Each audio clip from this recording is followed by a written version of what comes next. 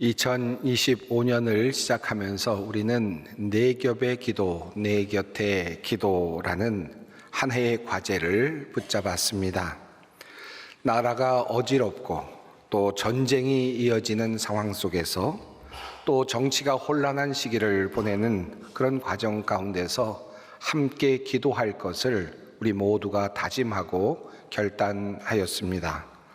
오늘 본문 말씀은 신년 예배를 드리면서 여러분과 함께 나누었던 말씀이기도 합니다. 우리는 이 말씀을 통하여서 네 가지 기도, 네 겹의 기도에 대하여 배웠습니다. 그러므로 내가 첫째로 권하노니 모든 사람을 위하여 간구와 기도와 도고와 감사를 하되. 첫째 기도는 간구의 기도였습니다. 탄원의 기도로도 알려진 바로 이 기도는 하나님께 부르짖는 기도였습니다. 힘들고 어려운 일을 만났을 때 신앙의 선배들은 하나님 앞으로 나아갔습니다. 그리고 주님께 탄원의 기도를 드리곤 하였습니다. 나라가 어려워졌을 때, 또 사업이 위기를 만났을 때, 가정에 힘든 일이 생겼을 때, 자신이 병들었을 때, 전쟁이 일어났을 때, 그리고 그때마다 우리의 신앙의 선배들은 어려운 일이 있을 때마다 자신을 돌아보며 하나님께 나아갔고 회개하며 하나님께 울부짖곤하였습니다. 일제강점기를 보내면서 우리 신앙의 선조들은 나라를 되찾기 위해 간절히 하나님께 또한 달렸습니다. 날마다 새벽마다 나라의 독립과 해방을 위해 간절히 기도했습니다. 하나님께서 우리의 유일한 희망이라고 믿고, 하나님께서 유일한 우리 구원의 닻이라고 믿고 그에게 달려가 하나님께 기도하였습니다. 그리고 주님께서 주시는 은혜와 구원을, 도우심을 받곤 하였습니다. 광복 80주년을 보내고 있습니다만 이 놀라운 우리에게 주어진 이 광복은 하나님께서 우리에게 주신, 우리가 기도한 그 기도에 대한 하나님의 응답이라고 우리는 믿고 있습니다. 바로 이것이 간구의 기도 차원입니다. 두 번째 기도는 약속의 기도입니다. 서원의 기도였지요. 하나님께 무엇을 해달라고 기도를 하되 약속을 붙잡고 기도하는 것입니다. 하나님과 약속하며 기도하는 기도지요. 야곱이 베델에서 꿈을 꾸고 하나님과 약속했던 그 기도가 바로 대표적인 서원 기도입니다.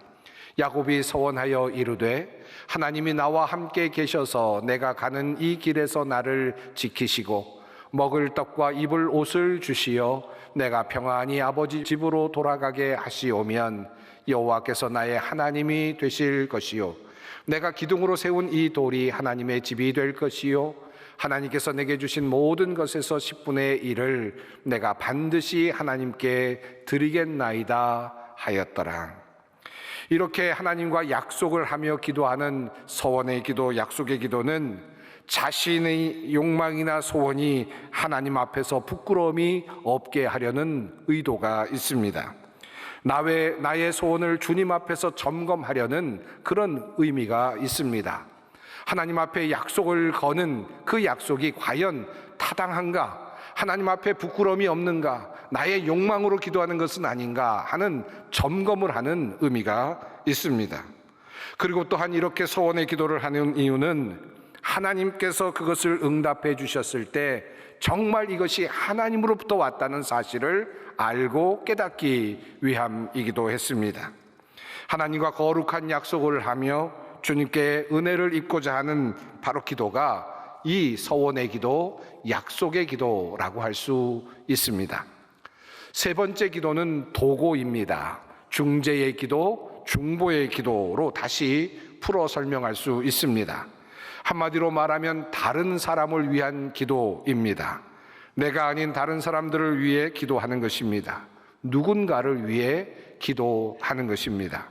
오늘 설교를 통해서 조금 더 깊이 살펴보려고 하는 주제이기도 합니다.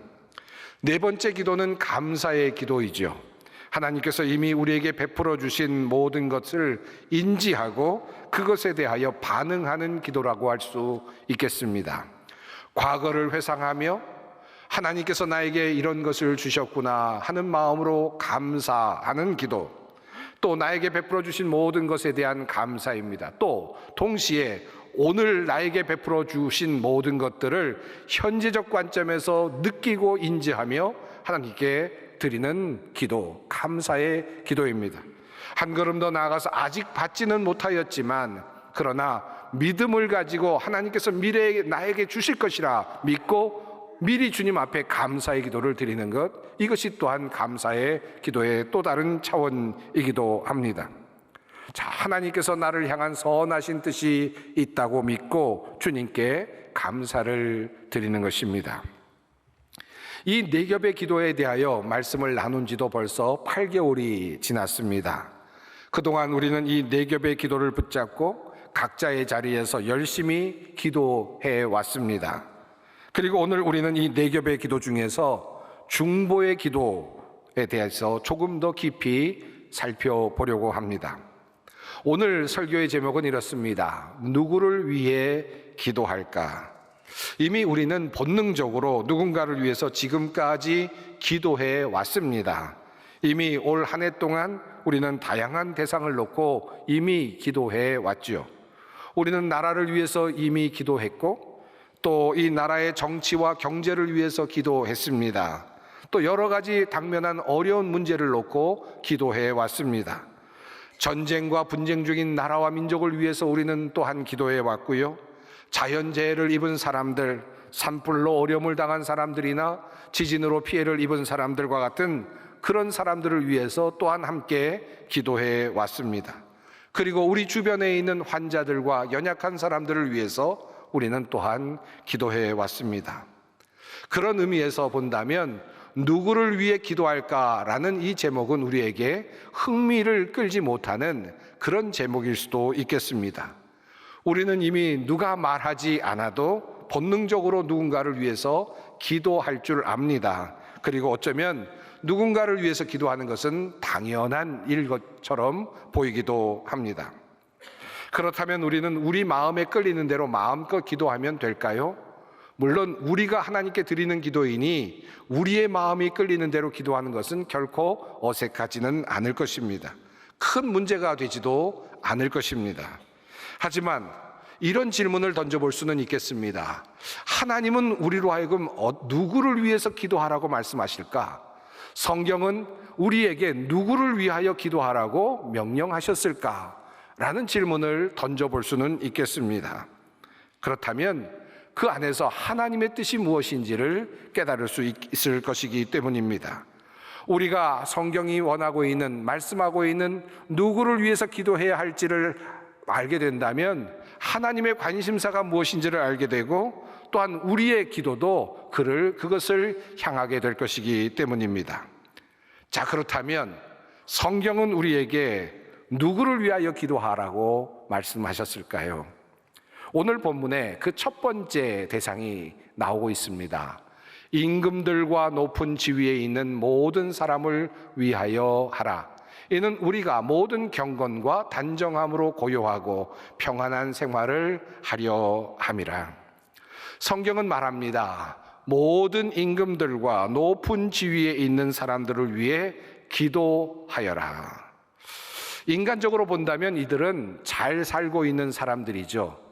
요즘 흔히 구별하는 그런 관점으로 본다면 기득권층이라고도 그렇게 말할 수 있을 것 같습니다.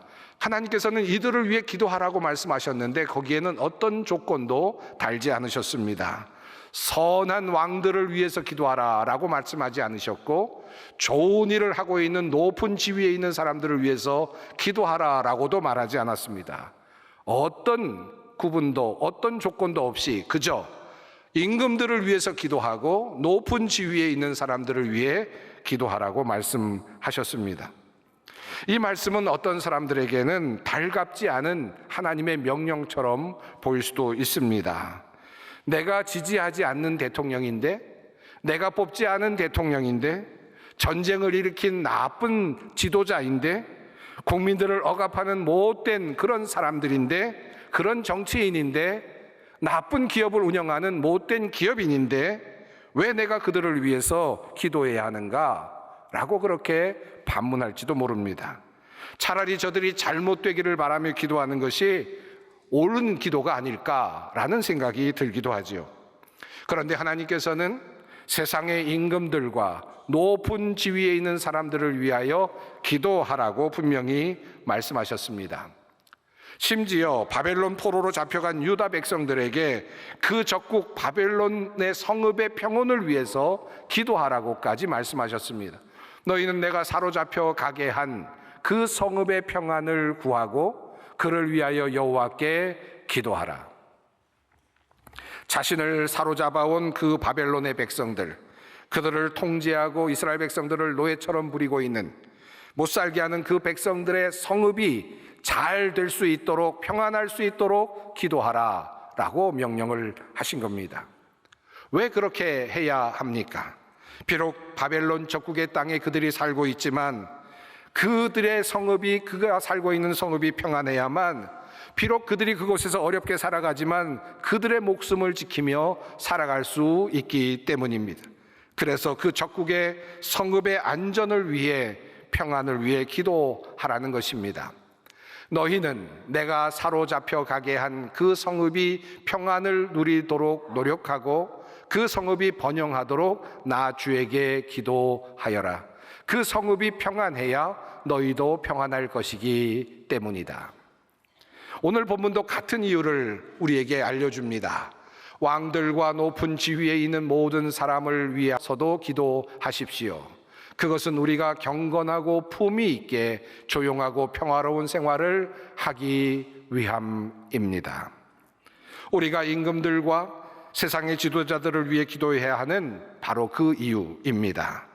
우리가 경건하고 품위 있게 조용하고 평화로운 삶을 살아갈 수 있게 하기 위하여 우리는 우리의 지도자들을 위하여 기도해야 합니다. 우리가 세상의 임금과 또한 세상의 지도자들을 위해 기도해야 될 또 다른 이유가 한 가지 있습니다. 혹시나 그들이 악한 왕일지라도, 악한 지도자라고 할지라도 그들을 위해 기도해야 하는 또 다른 한 가지 이유가 있습니다. 오늘 본문 4절의 말씀입니다. 하나님은 모든 사람이 구원을 받으며 진리를 아는 데에 이르기를 원하시느니라. 정리하면 아무리 악한 임금 지도자라 할지라도 우리가 그들을 위해 기도해야 될 이유가 있는데, 첫째는 그들이 잘해야 우리가 평안할 것이기 때문이고, 둘째는 하나님은 악한 임금도 구원을 얻으며 진리에 이르기를 지금도 원하고 계시기 때문입니다. 다시 말하면 그들도 하나님의 구원의 대상이기 때문에 그들을 유예하시고 그들을 기다리고 계시기 때문입니다. 이것이 바로 우리가 세상의 임금들과 높은 지위에 있는 사람들을 위하여 기도해야 하는 이유입니다. 두 번째로 우리는 누구를 위해 기도해야 합니까? 얼마 전 원수를 대하는 법에 대한 설교 말씀을 드렸습니다만, 하나님께서는 우리에게 원수를 위하여 기도하라고 명령하셨습니다. 주님은 말씀하십니다. 너희 원수를 사랑하며 너희를 박해하는 자를 위하여 기도하라 라고 말씀하셨습니다. 또한 사도 바울도 같은 말씀을 합니다. 너희를 박해하는 자를 축복하라, 축복하고 저주하지 말라. 원수를 사랑하고 그들을 위해 기도하며 축복하는 일은 결코 쉽지 않습니다. 원수는 망해야 할 존재 아니겠습니까? 원수가 무너지는 것을 보아야 속이 시원하지 않겠습니까? 그런데 나의 원수가 내 앞에서 더욱 잘 되는 것을 보게 된다면 얼마나 속이 상하고 억울하고 안타깝겠습니까? 그럼에도 불구하고 하나님께서는 너희를 박해하는 자들, 원수를 위하여 기도하라고 명령하십니다. 왜 그렇습니까? 마태복음에서 주님은 그 이유를 두 가지로 설명하십니다. 그래야만 너희가 하늘에 계신 너희 아버지의 자녀가 될 것이다. 아버지께서는 악한 사람에게나 선한 사람에게나 똑같이 해를 떠오르게 하시고, 의로운 사람에게나 불의한 사람에게나 똑같이 비를 내려주신다. 원수를 축복하고 위하여 기도해야 할 이유 두 가지입니다. 첫째로, 그래야만, 원수를 축복하고 기도해야만 우리가 진정한 하나님의 자녀임을 증명하게 될 것이기 때문입니다. 진정한 하나님의 자녀가 되기 때문이라는 것입니다. 즉 우리가 하나님의 자녀이기에, 이미 용서받은 자이기에, 예수 그리스도의 보혈을 통하여 우리의 죄가 용서받는 그런 놀라운 경험을 하는 사람이기 때문에, 그래서 하나님의 자녀가 되었기 때문에 원수를 위해 기도하는 것은 하나님의 자녀로서 마땅한 일이다라는 것입니다.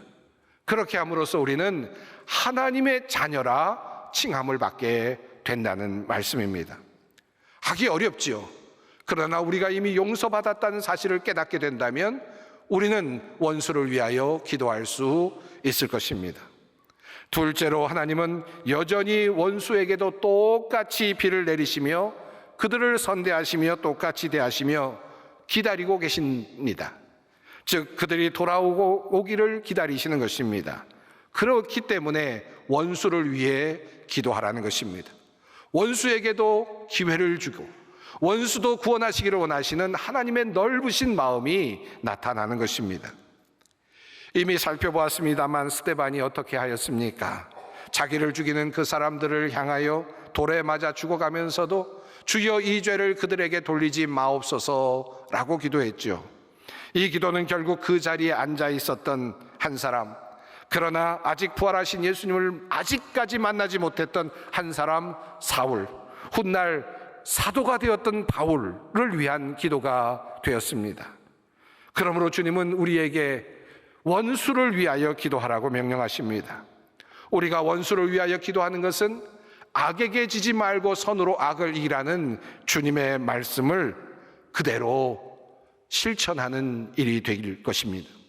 바로 이 말씀, 로마서 12장에 있는 이 말씀, 악에게 지지 말라라고 하는 이 말씀을 하시기 전에 바울 사도를 통하여 주님께서는 너희 원수를 너희 힘으로 갚지 말고 하나님께 맡기라, 손수 갚으시는 하나님께 맡기라고 그렇게 말씀하였습니다. 그리고 이어지는 말씀이 악에게 지지 말고 선으로 악을 이기라는 말씀이었습니다. 바로 이것이 진정 악을 이기는 길이기 때문입니다. 셋째로, 우리는 누구를 위하여 기도해야 합니까? 사도 바울은 에베소 교인들에게 모든 성도들 위해 기도할 것을 말하면서 특별히 사도가 된 바울 자신을 위해 기도해 달라고 그렇게 부탁을 합니다. 또 나를 위하여 기도하기를, 내가 입을 열 때에 하나님께서 말씀을 주셔서 담대하게 복음의 비밀을 알릴 수 있게 해달라고 하십시오. 나는 사슬에 매여 있으나 이 복음을 전하는 사신입니다. 이런 형편에서도 내가 마땅히 해야 할 말을 담대하게 말할 수 있게 기도하여 주십시오.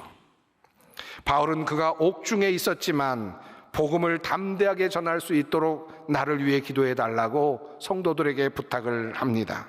하나님의 종으로서 그 맡겨주신 임무를 잘 감당할 수 있게 해달라고 기도해 달라고 그렇게 요청을 합니다. 바울은 골로새 교인들에게도 같은 기도를 부탁했습니다. 기도의 힘을 쓰십시오. 감사하는 마음으로 기도하면서 깨어 있으십시오. 또 하나님께서 전도의 문을 우리에게 열어주셔서 우리가 그리스도의 비밀을 말할 수 있도록 우리를 위해서도 기도하여 주십시오. 나는 이 비밀을 전하는 일로 매여 있습니다. 그러니 내가 마땅히 해야 할 말로 이 비밀을 나타낼 수 있도록 기도해 주십시오. 우리가 우리의 영적인 지도자들을 위해서 기도해야 하는 이유는 그들을 통하여 하나님의 복음이 전파되기 때문입니다. 한 사람의 영혼이라도 구원하는 역사가 일어나기 때문입니다. 그러므로 하나님의 종들을 위하여 기도할 필요가 있습니다. 히브리서 기자 역시 자신을 위해 기도해 달라고 요청하면서 영적 지도자들을 귀하게 여길 것을 이렇게 부탁합니다. 여러분의 지도자들의 말을 고지 듣고 그들에게 복종하십시오. 그들은 여러분의 영혼을 지키는 사람들이요, 이 일을 장차 하나님께 보고 드릴 사람들입니다. 그러므로 여러분은 그들이 기쁜 마음으로 이 일을 하게 하고 단식하면서 하지 않게 해 주십시오. 그들이 단식하면서 일하는 것은 여러분에게 유익이 되지 못합니다. 우리가 우리의 영적인 지도자들을 위해 기도해야 하는 이유는 첫째로 복음의 전파가 더욱 왕성해지기 위함입니다. 둘째로 우리 자신들 성도들의 영적 유익을 얻기 위함입니다. 영적인 지도자가 무너지면, 영적인 지도자가 약해지면 결국 함께하는 성도들이 어려움을 겪게 될 것입니다. 그러므로 실상은 우리의 영적인 성장과 평안을 위해서 우리는 영적인 지도자들을 위해서 기도해야만 합니다. 사탄이 우는 사자와 같이 영적인 지도자들을 무너뜨리려고, 넘어뜨리려고 얼마나 많이 노력하는지 우리는 수많은 영적인 지도자들이 넘어지고 쓰러지는 모습을 보면서 영적인 전쟁의 그 참혹함과 그리고 냉철함, 그것을 우리는 보곤 합니다.